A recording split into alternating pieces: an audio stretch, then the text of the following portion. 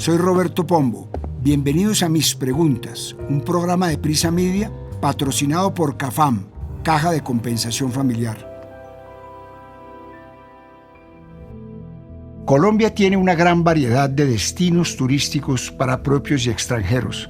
Las cifras demuestran que ha mejorado respecto al año pasado, pero todavía no alcanza las cifras de antes de la pandemia. ¿Puede el turismo reemplazar las divisas que genera la explotación de petróleo? ¿Qué efectos colaterales podría tener el turismo masivo en el país? Para este capítulo hablamos con el presidente de Fedesarrollo, Luis Fernando Mejía, con Sara García, exsecretaria de Turismo de San Andrés Islas, con el concejal Juan Daniel Oviedo, con Sandra Viviana Giraldo, exsubsecretaria de Turismo de Medellín, con el representante a la Cámara, Daniel Carvalho, y con la exministra de Comercio, Industria y Turismo, María Claudia Lacotir. Soy Roberto Pombo y este es el capítulo 93 de Mis Preguntas. Bienvenidos.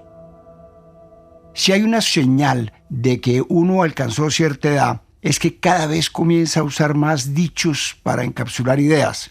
Y uno de los que más uso últimamente es este que dice: ni tanto que queme al santo, ni tampoco que no lo alumbre. De esta frase hay una versión más científica que dijo el médico suizo Paracelso: todo es veneno y nada es veneno, solo la dosis hace el veneno. En el caso de su cita, su versión literal es más aplicable especialmente en la toxicología, y es que casi cualquier sustancia puede ser tóxica si se ingiere en exceso, incluso aquellas que son elementales para la vida en la Tierra, como el agua o el oxígeno. Por ejemplo, todo el mundo, desde profesionales de la salud, deportistas, entrenadores, etc., nos recomiendan mantenernos hidratados y tomar agua. Sin embargo, incluso tomar mucha agua puede ser perjudicial. No hay una medida exacta, depende de la edad, el peso, la actividad física y hasta la temperatura ambiente. Pero cuando tomamos agua en exceso podemos experimentar lo que se conoce como hiperhidratación o intoxicación por agua, que causa envenenamiento o una alteración en la función cerebral. Pero me desvié. A lo que iba era a que, como todo dicho, su significado se extiende más allá de lo literal, y específicamente en épocas en las que la polarización parece llevar toda discusión a los extremos, estas frases se me hacen más pertinentes que nunca. Y me refiero especialmente al afán de convertir a Colombia en un destino turístico masivo. Y es que desde su posesión, el presidente Petro ha dejado clara su idea de que el turismo sea la actividad que reemplace la explotación minera y de hidrocarburos como principal fuente de dólares. Queremos reemplazar las divisas que le entran a Colombia por carbón y por petróleo por turismo. Colombia tiene una oportunidad allí, en el corto plazo, en el turismo. El turismo, como si fuera una sustancia química, tiene sus dosis para que sea una actividad valiosa o intoxicante. En Colombia, por ahora, las cifras de turismo son positivas y muestran que está siendo de beneficio y que tiene el potencial de serlo todavía más. De acuerdo con datos de la Asociación Colombiana de Agencias de Viajes y Turismo, ANATO, el año pasado el turismo aportó el 2,3% del valor agregado nacional del Producto Interno Bruto. Según el más reciente índice de competitividad en viajes y turismo del Foro Económico Mundial, entre 119 economías analizadas en 2023, Colombia ocupó el puesto 50, lo que significa que subió 6 puestos comparado con el lugar que ocupó en ese mismo reporte en 2019. En el primer trimestre de este año, la entrada de divisas al país por concepto de turismo creció en un 19%, fueron 2.536 millones de dólares. Para finalizar, los ingresos por turismo del país representaron el 60% del total de las exportaciones de servicios. ¿Qué ha hecho que el turismo nacional esté teniendo un buen momento? Según lo dice el índice de competitividad en viajes y turismo del Foro Económico Mundial, que ya mencioné, dentro de los pilares más favorables para el país están los precios competitivos y los recursos naturales y recursos culturales. Y las cifras positivas siguen. Según el Banco de la República, al cierre de 2023, el país tuvo un ingreso récord de 9.000 millones de dólares por transporte aéreo de pasajeros y viajes. Esto significa que creció 22,4% en comparación con el año anterior. El año pasado, la llegada de cruceros y turistas en estas naves también creció de manera significativa. En total, llegaron 345.285 visitantes al país a través de este medio, o sea, 106% más comparado con el 2022. Solamente en enero de este año han llegado casi 80.000 cruceristas al país, un crecimiento del 11,4%. Le ha ido también al país en este sentido que el Ministerio de Comercio, Industria y Turismo publicó que Cartagena será la sede de la versión 122 del Consejo Ejecutivo de ONU Turismo en octubre de este año. Pero a pesar de todas estas cifras positivas, este rubro todavía no alcanza el aporte que venía registrando al PIB antes de la pandemia, cuando era del 2,6%. El aporte del petróleo al PIB, según el DANE, es del 10,8%, o sea, unas 5 veces más que el turismo. Andrés Camacho Murillo es docente e investigador de la Facultad de Economía de la Universidad Externado y le dijo a la revista Cambio que se necesitaría un crecimiento del 20% anual y unos 20 años para que esta actividad alcance a aportar lo que aporta hoy Ecopetrol a las arcas del país. No me quiero quedar con la duda, así que busqué al presidente de Fedesarrollo, Luis Fernando Mejía, para que profundizara sobre la materia. ¿Qué se necesita para que el turismo reemplace el aporte del petróleo al PIB? Esto me dijo. Para que el turismo reemplace al petróleo como fuente de generación de divisas, se requiere un plan estratégico de largo plazo. No una política de gobierno, sino una política de Estado con un plan estratégico que pueda fortalecer al sector en varias dimensiones, como por ejemplo la dimensión de infraestructura, en donde Colombia debe fortalecer aún más la oferta de camas disponibles y además complementar esta oferta con otros servicios turísticos complementarios, la cultura, la gastronomía, el deporte y también parques recreacionales puedan hacer parte de esta estrategia. También se debe fortalecer el capital humano del sector turístico, a través especialmente del bilingüismo. Es fundamental que las personas del sector tengan la capacidad de desempeñarse de manera solvente en el idioma español y también en el inglés, que es la lengua universal para cualquier turista extranjero. Se debe fortalecer el componente de seguridad, especialmente en la parte rural, para poder desarrollar la potencialidad del turismo sostenible. Colombia tiene enormes capacidades en su sector turístico que hay que desarrollar. Esto requiere entonces un plan estratégico con metas muy concretas y puntuales para alcanzar niveles de turistas como los que tienen países en tamaños similares, como el caso de Perú, o incluso países más grandes como Colombia, como el caso de México, que es uno de los países más visitados por turistas a nivel mundial. Colombia tiene esas capacidades, pero debe desarrollarlas a través de un plan estratégico y esto, ratifico, requiere una política de Estado. Le hice la misma pregunta a la exministra de Industria y Turismo, María Claudia Lacouture, y esto me dijo. Colombia definitivamente tiene todo para que el turismo sea y tenga mayor preponderancia en el país. Para lograrlo necesitamos 4 puntos. Primero, determinación. Establecer de forma clara y contundente el qué, cómo, cuándo y dónde se puede desarrollar turismo en Colombia. La falta de claridad limita las grandes inversiones y se requiere apuestas de desarrollo turístico por bloques de regiones a través de APP para lograrlo. Segundo, seguridad. El mayor desafío a nivel de turismo es la seguridad, tanto física como jurídica. La percepción de inseguridad alimentada por titulares de prensa y noticias sobre experiencias turísticas negativas o incidentes de violencia en destinos turísticos desalienta a los viajeros. Abordar este problema es fundamental para fortalecer el turismo del país. Tercero, combatir la informalidad para garantizar servicios de calidad y una competencia justa, así como mejorar la infraestructura turística para minimizar el impacto ambiental. La sostenibilidad debe ser entendida como un equilibrio entre aspectos sociales, económicos y ambientales. Y finalmente, darle la importancia que se merece al turismo. Importante la creación de un Ministerio de Turismo dedicado que se enfoque exclusivamente a abordar los retos y aprovechar las oportunidades para el país. Y si las cifras para el turismo del país permiten ser optimistas, parece que el archipiélago de San Andrés y Providencia es la excepción.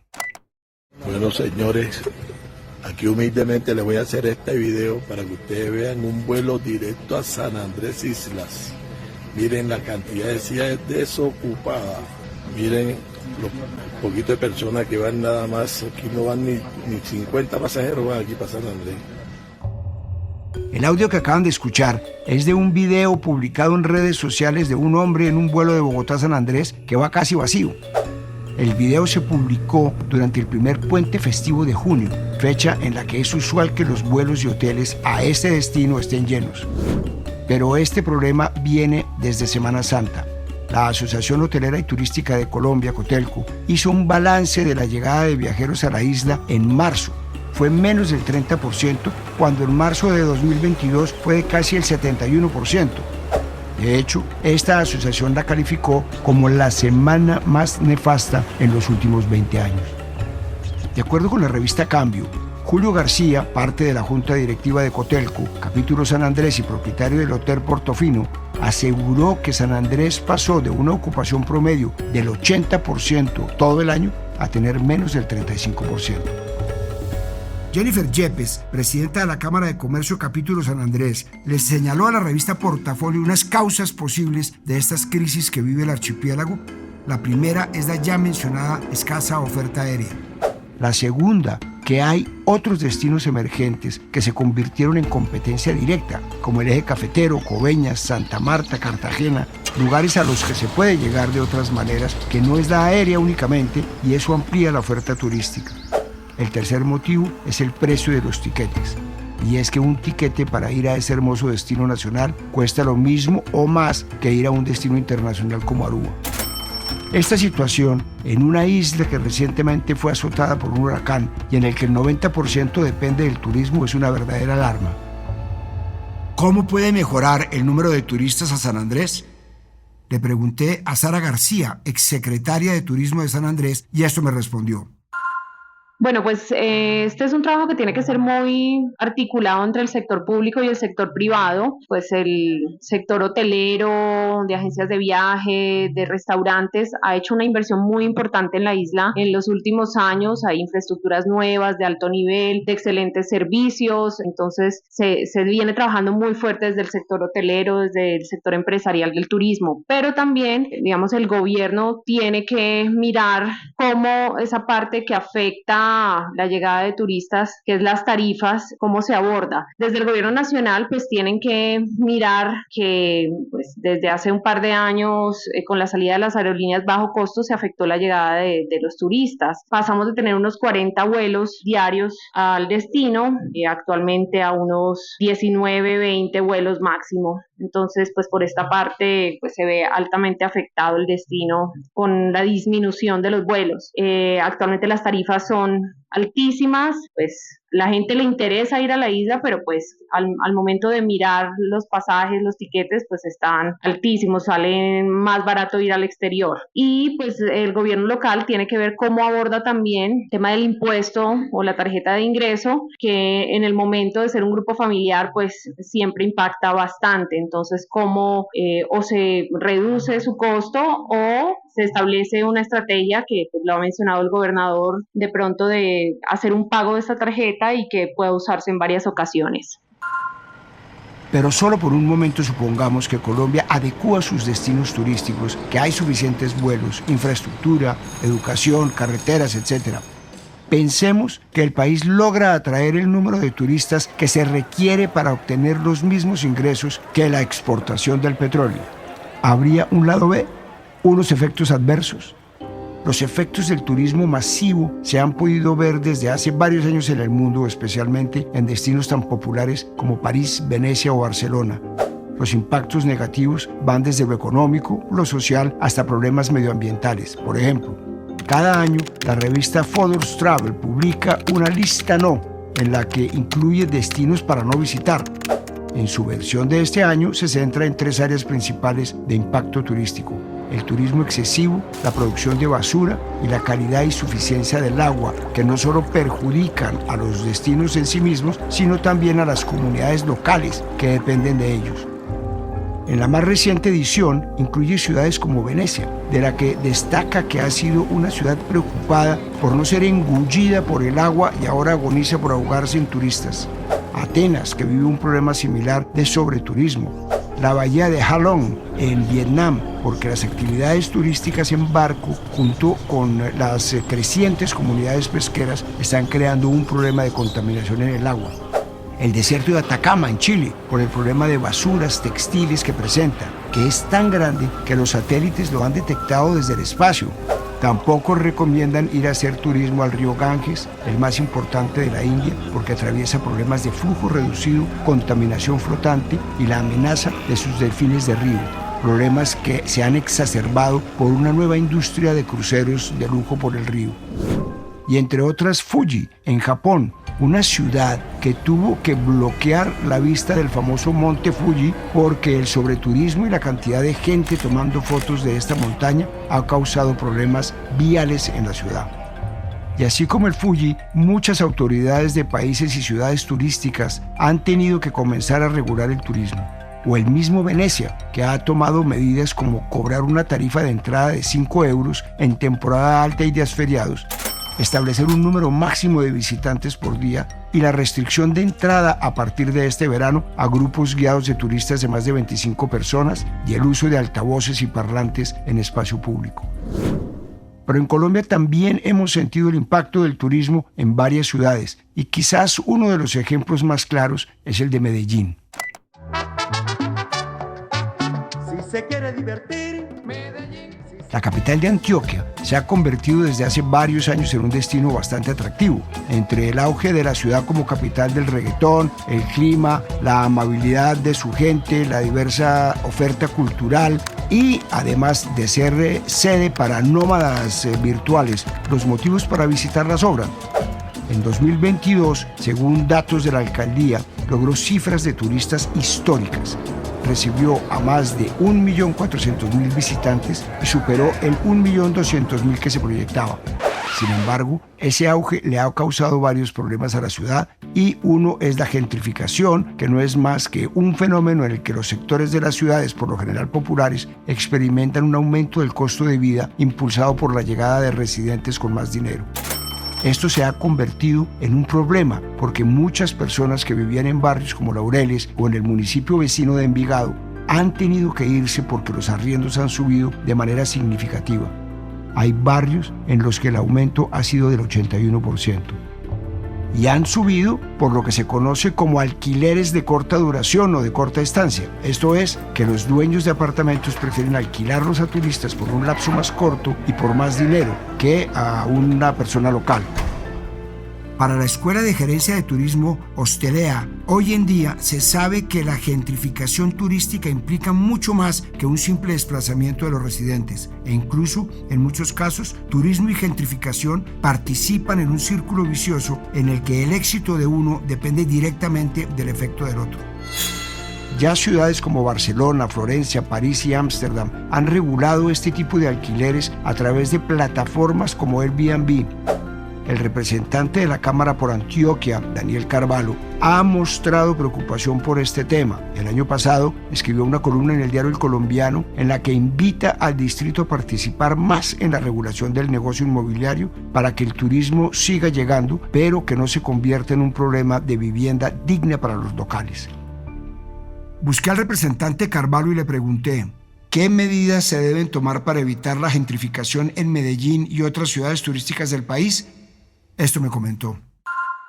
Frente al fenómeno de la gentrificación, las ciudades más afectadas como Medellín deben avanzar por lo menos en 3 aspectos. En primer lugar, tiene que haber una actualización de todas las normativas relativas a las rentas de corta duración y sobre todo la creación de cuerpos especializados en hacer que estas normas se cumplan, no solo en lo relativo a los arrendamientos en sí, sino también a todas las posibles afectaciones que están viviendo diferentes ciudades con la llegada masiva de turistas. Me refiero, por ejemplo, a fenómenos como el ruido excesivo o la explotación sexual de menores de edad.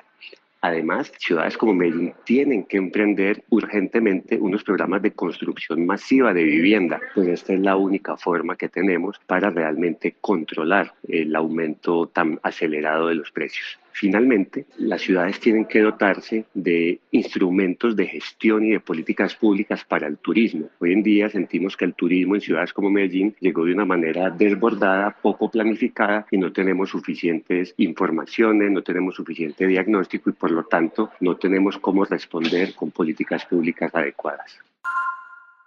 Tristemente, la gentrificación no es el único problema que se ha derivado o por lo menos agravado con el turismo.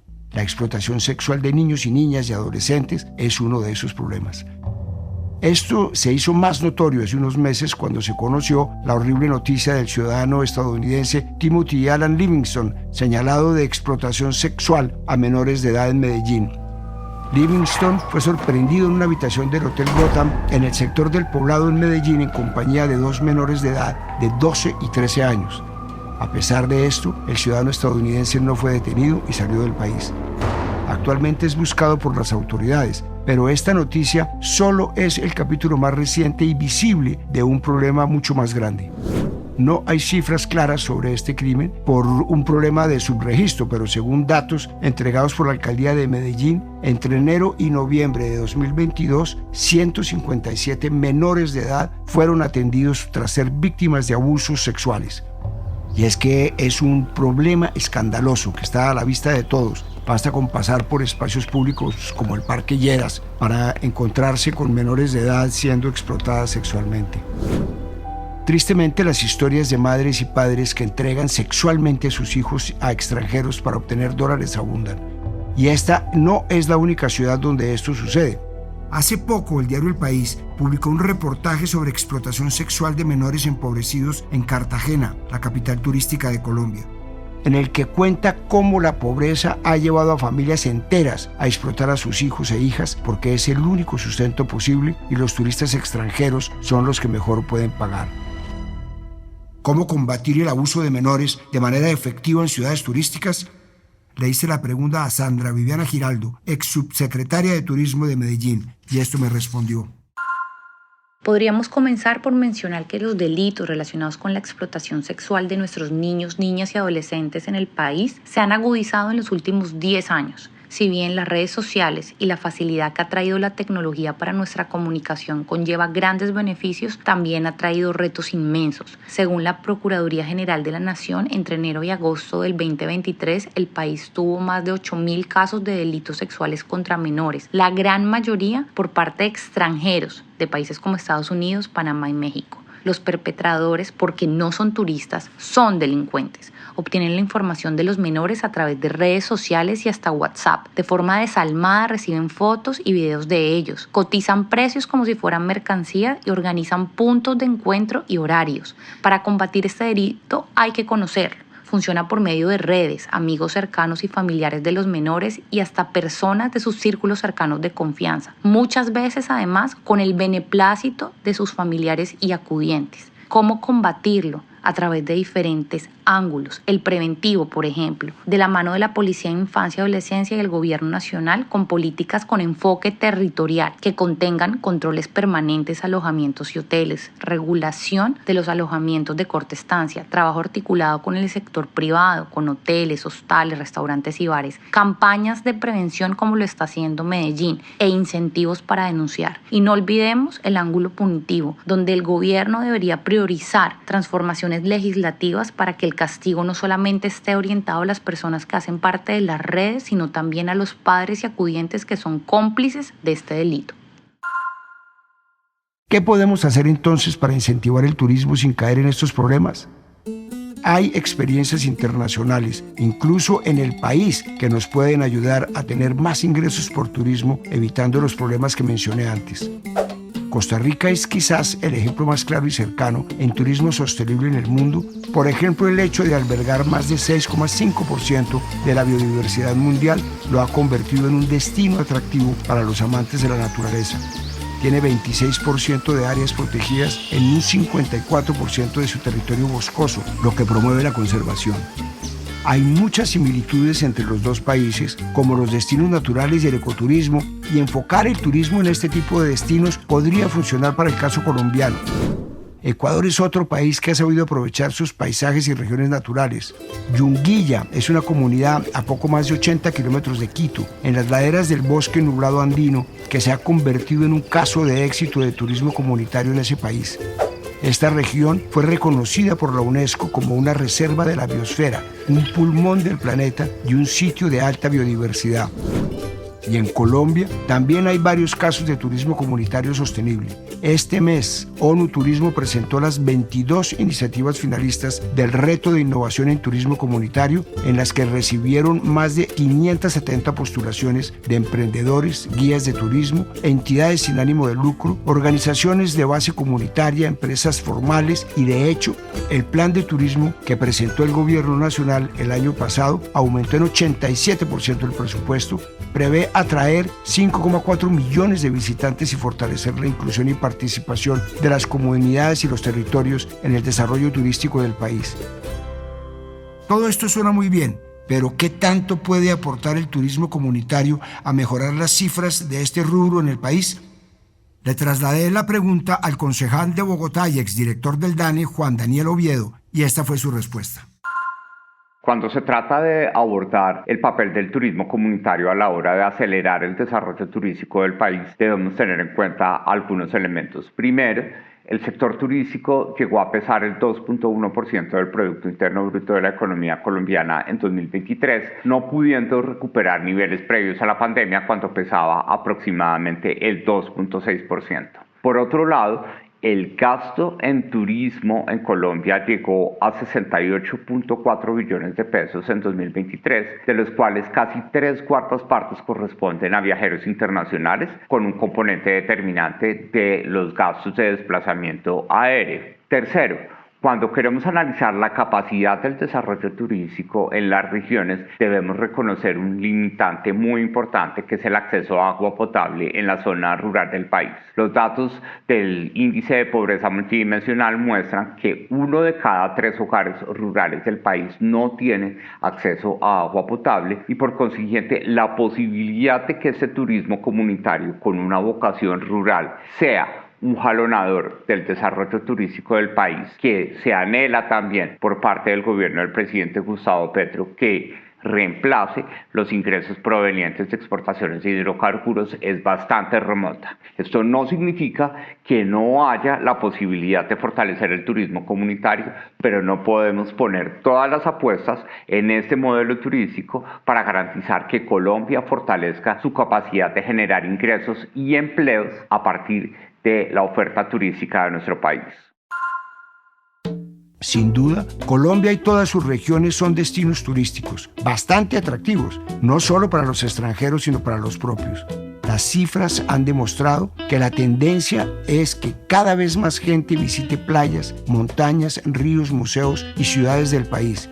Y por eso, más allá de la inversión necesaria en infraestructura para que la demanda responda a la oferta, también son necesarias normas que nos permitan evitar problemas futuros que ya otras ciudades de la región tienen y que incluso hoy en día viven las propias, como la explotación sexual o la gentrificación.